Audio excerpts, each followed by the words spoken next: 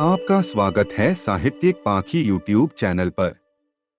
लीजिए सुनिए श्री जयशंकर प्रसाद द्वारा रचित कहानी ऐ तुम कौन। बोलते नहीं तो मैं बुलाऊं किसी को, कहते हुए उसने छोटा सा मुंह खोला ही था कि युवक ने एक हाथ उसके मुंह पर रखकर उसे दूसरे हाथ से दबा लिया। वह विवश होकर चुप हो गई। और भी आज पहला ही अवसर था जब उसने केसर, कस्तूरी और अंबर से बसा हुआ यौवनपूर्ण उद्वेलित आलिंगन पाया था। उधर किरणें भी पवन के एक झोंके के साथ किसलियों को हटाकर घुस पड़ी। दूसरे ही क्षण उस कुंज के भीतर छनकर आती हुई चांदनी में जौहर से भरी कटार चमचमा उठी। भयभीत मृग शावक सी काली आंखें अपनी निरीहता में दया की प्राणों की भीख मांग रही थीं। युवक का हाथ रुक गया। उसने मुंह पर उंगली रखकर चुप रहने का संकेत किया। नूरी कश्मीर की कली थी। सिकरी के महलों में उसके कोमल चरणों की नृत्य कला प्रसिद्ध थी।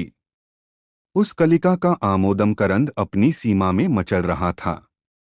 उसने समझा, कोई मेरा साहसी प्रेमी है जो महाबली अकबर की आंख मिचौनी क्रीड़ा के समय पतंग सा प्राण देने आ गया है।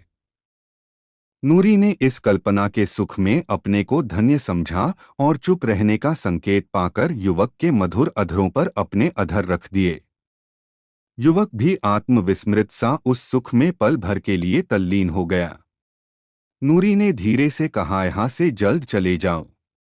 कल बांध पर पहले पहर की नौबत बजने के समय मौलसिरी के नीचे मिलूंगी। युवक धीरे धीरे वहां से खिसक गया। नूरी शिथिल चरण से लड़खड़ाती हुई दूसरे कुंज की ओर चली, जैसे कई प्याले अंगूरी चढ़ा ली हो। उसकी जैसी कितनी ही सुंदरियां अकबर को खोज रही थीं। आकाश का संपूर्ण चंद्र इस खेल को देखकर हंस रहा था। नूरी अब किसी कुंज में घुसने का साहस नहीं रखती थी। नरगिस दूसरे कुंज से निकलकर आ रही थी। उसने नूरी से पूछा, क्यों उधर देख आई नहीं? मुझे तो नहीं मिले तो फिर चल इधर कामिनी के झाड़ों में देखूं, तू ही जा, मैं थक गई हूं। नरगिस चली गई। मालती की झुकी हुई डाल की अंधेरी छाया में धड़कते हुए हृदय को हाथों से दबाए नूरी खड़ी थी। पीछे से किसी ने उसकी आंखों को बंद कर लिया। नूरी की धड़कन और बढ़ गई। उसने साहस से कहा, मैं पहचान गई। जहां पनाह उसके मुंह से निकला ही था कि अकबर ने उसका मुंह बंद कर लिया और धीरे से उसके कानों में कहा, मरियम को बता देना, सुल्ताना को नहीं, समझी न? मैं उस कुंज में जाता हूं। अकबर के जाने के बाद ही सुल्ताना वहां आई। नूरी उसी की छत्र छाया में रहती थी, पर अकबर की आज्ञा। उसने दूसरी ओर सुल्ताना को बहका दिया। मरियम धीरे धीरे वहां आई। वह ईसाई बेगम इस आमोद प्रमोद से परिचित न थी, तो भी यह मनोरंजन उसे अच्छा लगा। नूरी ने अकबर वाला कुंज उसे बता दिया। घंटों के बाद जब सब सुंदरियां थक गई थीं, तब मरियम का हाथ पकड़े अकबर बाहर आए। उस समय नौबत खाने से मीठी मीठी सोहनी बज रही थी। अकबर ने एक बार नूरी को अच्छी तरह देखा। उसके कपोलों को थपथपाकर उसको पुरस्कार दिया। आंख मिचौनी हो गई। सिकरी की झील जैसे लहरा रही है, वैसा ही आंदोलन नूरी के हृदय में हो रहा है। वसंत की चांदनी में भ्रम हुआ कि उसका प्रेमी युवक आया है। उसने चौंक कर देखा, किंतु कोई नहीं था। मौलसिरी के नीचे बैठे हुए उसे एक घड़ी से अधिक हो गया। जीवन में आज पहले ही वह अभिसार का साहस कर सकी है। भय से उसका मन कांप रहा है, पर लौट जाने का मन नहीं चाहता। उत्कंठा और प्रतीक्षा कितनी पागल सहेलियां हैं। दोनों उसे उछालने लगीं। किसी ने पीछे से आकर कहा, मैं आ गया। नूरी ने घूमकर देखा, लंबा सा गौर वर्ण का युवक उसकी बगल में खड़ा है। वह चांदनी रात में उसे पहचान गई। उसने कहा, शाहजादा याकूब खां? हाँ, मैं ही हूँ। कहो, तुमने क्यों बुलाया है? नूरी सन्नाटे में आ गई। इस प्रश्न में प्रेम की गंध भी नहीं थी। वह भी महलों में रह चुकी थी। उसने भी पैंतरा बदल दिया। आप वहां क्यों गए थे? मैं इसका जवाब न दूं तो? नूरी चुप रही। याकूब खां ने कहा, तुम जानना चाहती हो? न बताइए। बताऊं तो मुझे आप डरते हैं तो न बताइए। अच्छा तो तुम सच बताओ कि कहाँ की रहने वाली हो? मैं कश्मीर में पैदा हुई हूँ। याकूब खां अब उसके समीप ही बैठ गया। उसने पूछा, कहाँ? श्रीनगर के पास ही मेरा घर है। यहाँ क्या करती हो? नाचती हूँ।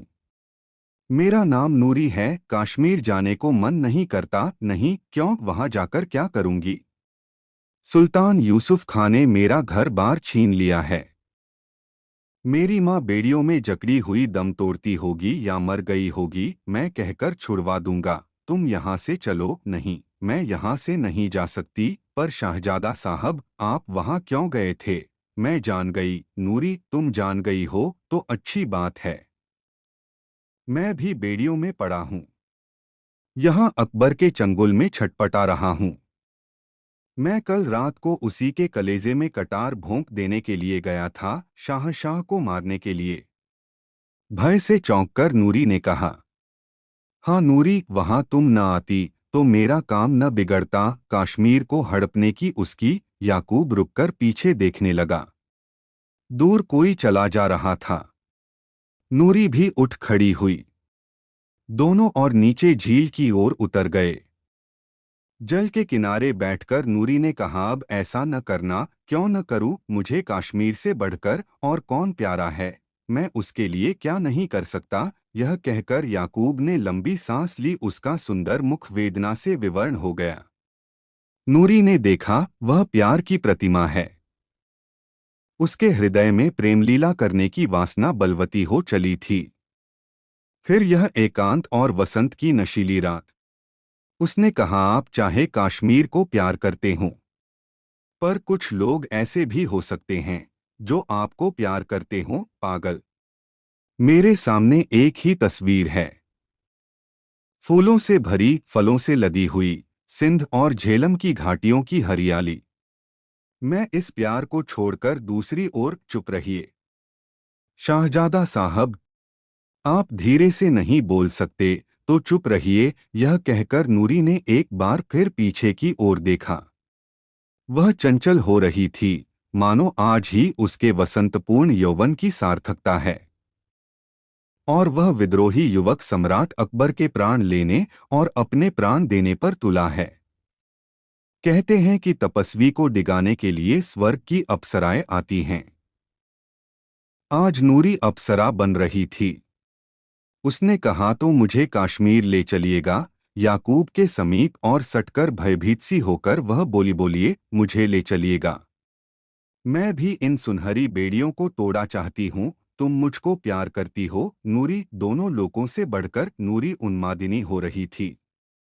पर मुझे तो अभी एक बार फिर वही करना है जिसके लिए तुम मना करती हो। बच जाऊंगा तो देखा जाएगा। यह कहकर याकूब ने उसका हाथ पकड़ लिया।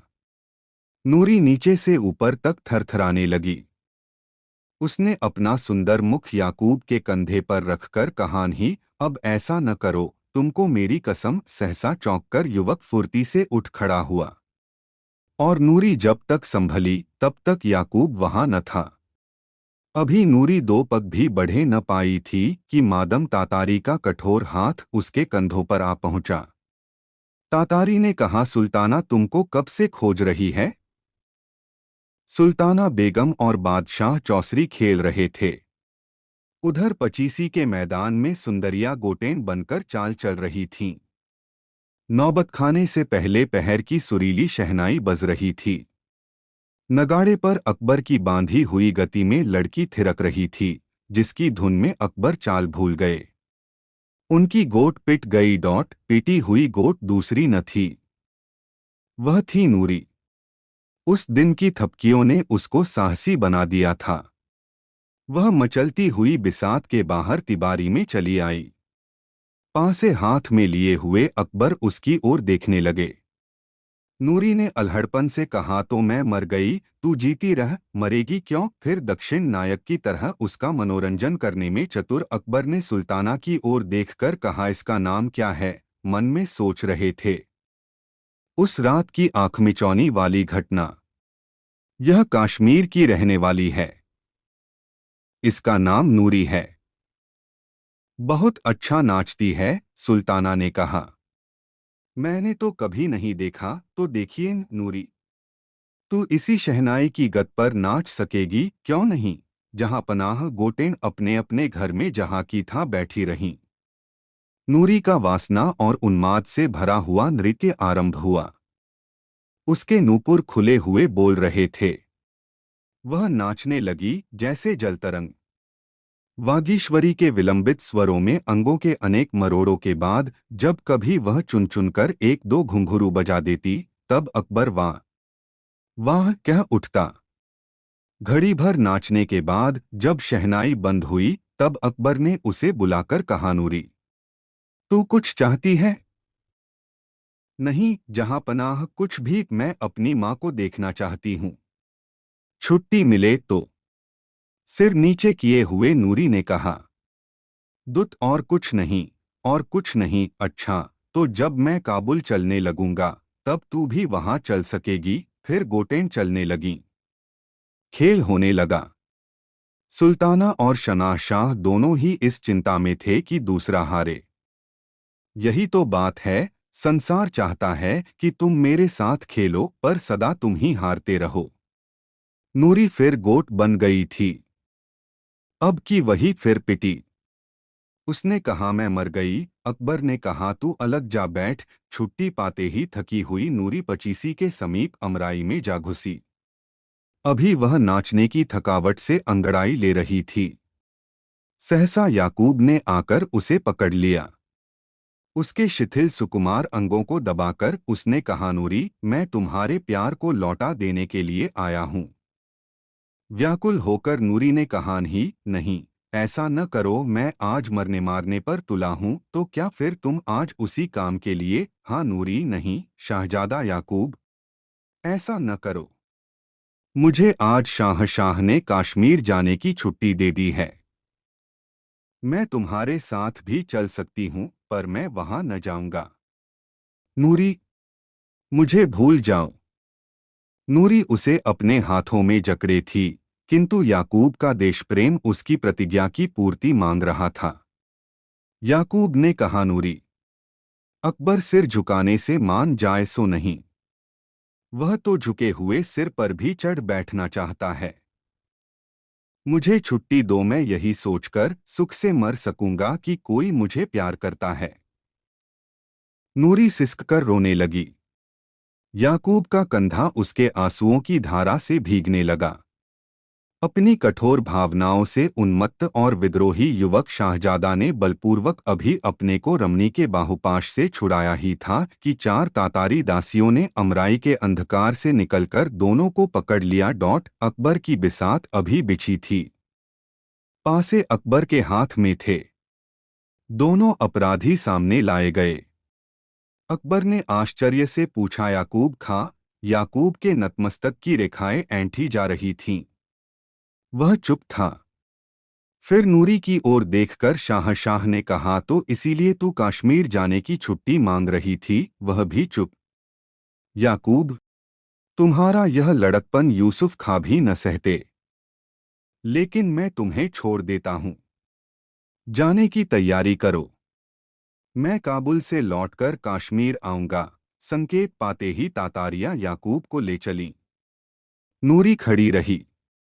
अकबर ने उसकी ओर देखकर कहा, इसे बुर्ज में ले जाओ। नूरी बुर्ज के तहखाने में बंदिनी हुई। 18 बरस बाद जब अकबर की नवरत्नसभा उजड़ चुकी थी, उसके प्रताप की ज्योति आने वाले अंतिम दिन की उदास और धुंधली छाया में विलीन हो रही थी, हिंदू और मुस्लिम एकता का उत्साह शीतल हो रहा था, तब अकबर को अपने पुत्र सलीम से भी भय उत्पन्न हुआ।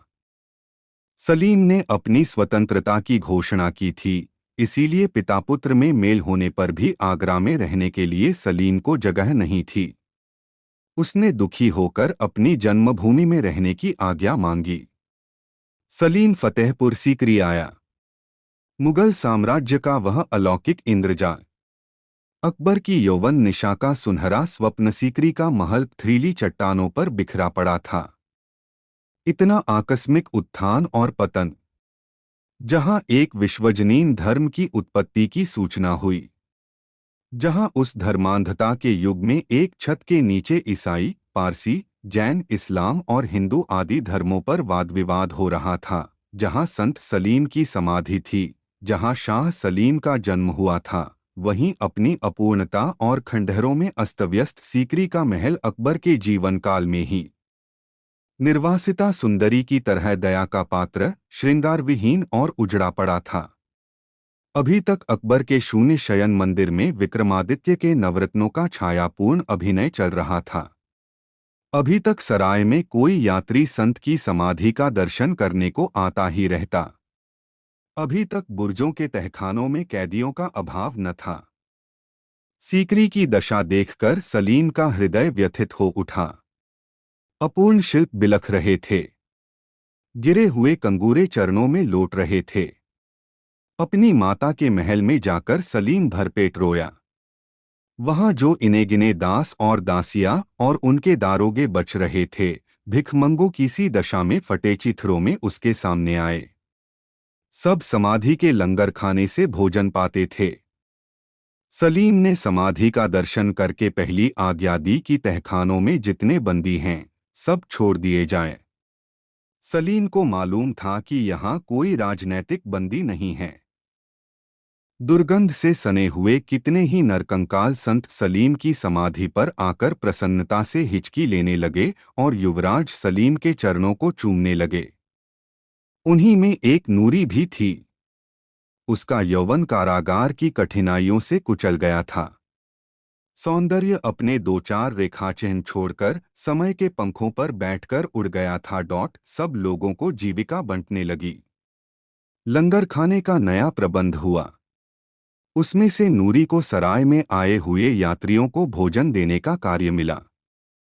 वैशाख की चांदनी थी। झील के किनारे मौलसिरी के नीचे कव्वालों का जमघट था। लोग मस्ती में झूम झूम कर गा रहे थे। मैंने अपने प्रियतम को देखा था। वह सौंदर्य मदिरा की तरह नशीला, चांदनी सा उज्ज्वल, तरंगों सा यौवनपूर्ण और अपनी हंसी सा निर्मल था, किंतु हलाहल भरी उसकी अपांग धारा। निर्दय। मरण और जीवन का रहस्य उन संकेतों में छिपा था। आज भी न जाने क्यों भूलने में असमर्थ हूँ। कुंजों में फूलों के झुरमुट में तुम छिप सकोगे।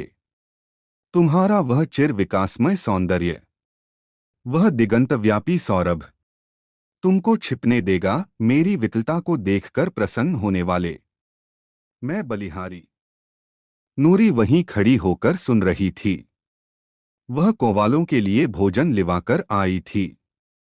गाढ़े का पायजामा और कुर्ता, उस पर गाढ़े की ओढ़नी, उदास और दयनीय मुख पर निरीहता की शांति। नूरी में विचित्र परिवर्तन था। उसका हृदय अपनी विवश पराधीनता भोगते भोगते शीतल और भगवान की करुणा का अवलंबी बन गया था।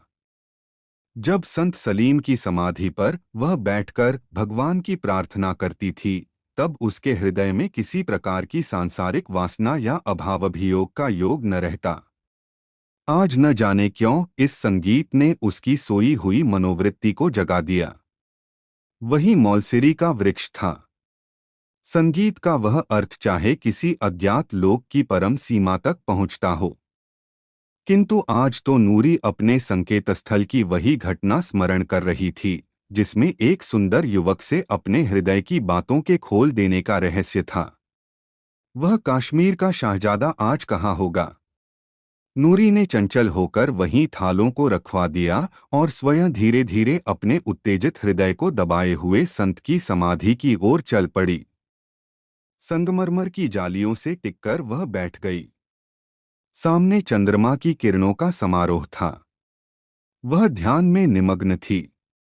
उसकी निश्चल तन्मयता के सुख को नष्ट करते हुए किसी ने कहा, नूरी, क्या अभी सराय में खाना न जाएगा? वह सावधान होकर उठ खड़ी हुई। लंगर खाने से रोटियों का थाल लेकर सराय की ओर चल पड़ी। सराय के फाटक पर पहुंचकर वह निराश्रित भूखों को खोज खोज कर रोटियां देने लगी। एक कोठरी के समीप पहुंचकर उसने देखा कि एक युवक टूटी हुई खाट पर पड़ा कराह रहा है। उसने पूछा, क्या है भाई, तुम बीमार हो क्या? मैं तुम्हारे लिए कुछ कर सकती हूं तो बताओ, बहुत कुछ टूटे स्वर से युवक ने कहा। नूरी भीतर चली गई।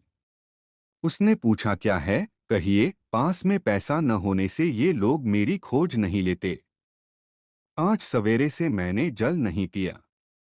पैर इतने दुख रहे हैं कि उठ नहीं सकता। कुछ खाया भी न होगा। कल रात को यहाँ पहुँचने पर थोड़ा सा खा लिया था। पैदल चलने से पैर सूज आए हैं। तब से यूं ही पड़ा हूं। नूरी थाल रखकर बाहर चली गई। पानी लेकर आई। उसने कहा, लो अब उठकर कुछ रोटियां खाकर पानी पी लो। युवक उठ बैठा। कुछ अन्नजल पेट में जाने के बाद जैसे उसे चेतना आ गई। उसने पूछा, तुम कौन हो? मैं लंगर खाने से रोटियां बांटती हूँ। मेरा नाम नूरी है। जब तक तुम्हारी पीड़ा अच्छी न होगी मैं तुम्हारी सेवा करूंगी। रोटियां पहुंचाऊंगी। जल रख जाऊंगी। घबराओ नहीं। यह मालिक सबको देखता है। युवक की विवर्ण आंखें प्रार्थना में ऊपर की ओर उठ गईं।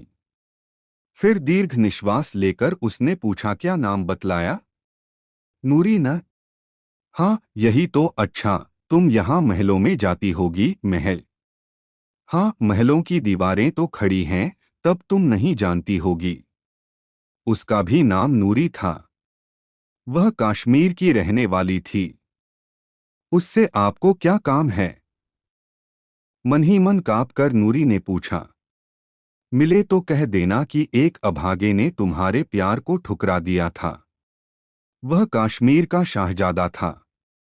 पर अब तो भिखमंगे से भी कहते कहते उसकी आंखों से आंसू बहने लगे। नूरी ने उसके आंसू पोंछकर पूछा, क्या अब भी उससे मिलने का मन करता है? वह सिसककर कहने लगा, मेरा नाम याकूब खां है। मैंने अकबर के सामने तलवार उठाई और लड़ा भी जो कुछ मुझसे हो सकता था। वह कश्मीर के लिए मैंने किया। इसके बाद विहार के भयानक तहखाने में बेड़ियों से जकड़ा हुआ कितने दिनों तक पड़ा रहा। सुना है कि सुल्तान सलीम ने वहां के अभागों को फिर से धूप देखने के लिए छोड़ दिया है। मैं वहीं से ठोकरें खाता हुआ चला आ रहा हूं। हथकड़ियों से छूटने पर किसी अपने प्यार करने वाले को देखना चाहता था। इसी से सीकरी चला आया। देखता हूं कि मुझे वह भी न मिलेगा। याकूब अपनी उखड़ी हुई सांसों को संभालने लगा था। और नूरी के मन में विगत काल की घटना, अपने प्रेम समर्पण का उत्साह, फिर उस मनस्वी युवक की अवहेलना सजीव हो उठी। आज जीवन का क्या रूप होता? आशा से भरी संसार यात्रा किस सुंदर विश्राम भवन में पहुंचती। अब तक संसार के कितने सुंदर रहस्य फूलों की तरह अपनी पखुड़ियां खोल चुके होते। अब प्रेम करने का दिन तो नहीं रहा। हृदय में इतना प्यार कहाँ रहा जो दूंगी, जिससे यह ठूंठ हरा हो जाएगा। नहीं, नूरी ने मोह का जाल छिन्न कर दिया है। वह अब उसमें न पड़ेगी।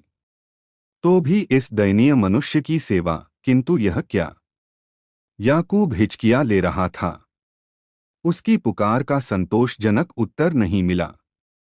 निर्मम हृदय नूरी ने विलंब कर दिया। वह विचार करने लगी थी और याकूब को इतना अवसर नहीं था।